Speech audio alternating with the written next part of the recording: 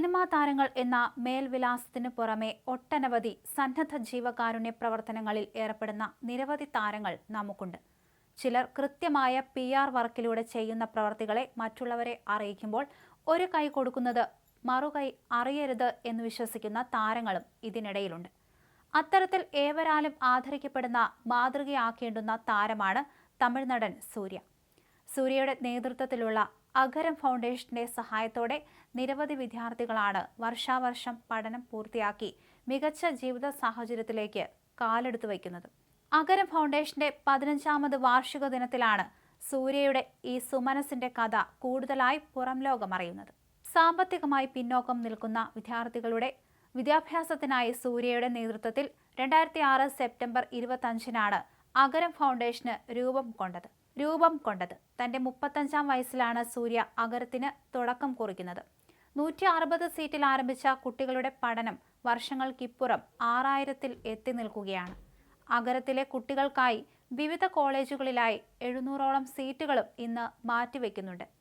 അഗരത്തിന്റെ കീഴിൽ പഠിച്ച് ഇതിനകം 51 ഡോക്ടർമാരാണ് രാജ്യത്തിന് ലഭിച്ചിരിക്കുന്നത്. ഒപ്പം 1800ഓളം എഞ്ചിനീയർമാരെ വാർത്തെടുക്കാനും സൂര്യയ്ക്ക് സാധിച്ചു. അഗരത്തിൽ 60% പേരും പെൺകുട്ടികളാണ് എന്നത് ഏറെ ശ്രദ്ധേയമാണ്. അഗരം ഫൗണ്ടേഷന്റെ 15ാം വാർഷികത്തോട് അനുബന്ധിച്ചാണ് ഇവരെല്ലാം ഒരു വേദിയിൽ ഒത്തുകൂടിയത്. തങ്ങളുടെ കഷ്ടതകളിൽ തുണയായി നിന്ന് വിദ്യാഭ്യാസത്തിനുള്ള സഹായം നൽകി ഇന്നവർക്ക് മികച്ചൊരു ജീവിതം നൽകിയ സൂര്യയെ പ്രശംസിച്ച് ഓരോരുത്തരും സംസാരിച്ചപ്പോൾ നടന്റെ കണ്ണും മനസ്സും നിറഞ്ഞു.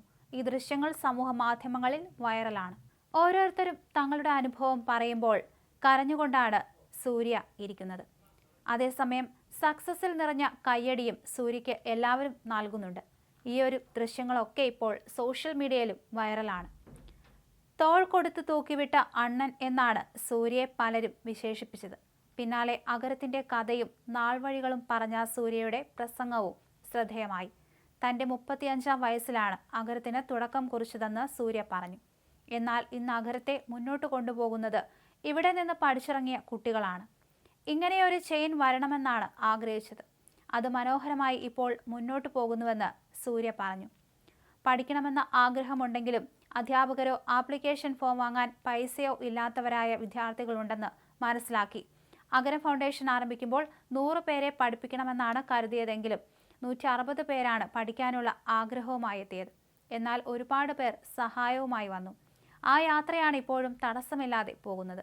ഈ മനോഹരമായ യാത്രയിൽ എന്നെയും കൂടെ കൂട്ടിയതിന് നന്ദി. വിദ്യാർത്ഥികളായ നിങ്ങളുടെ അശ്രാന്ത പരിശ്രമമാണ് ഇതിനെല്ലാം കാരണം, സൂര്യ പറയുന്നു.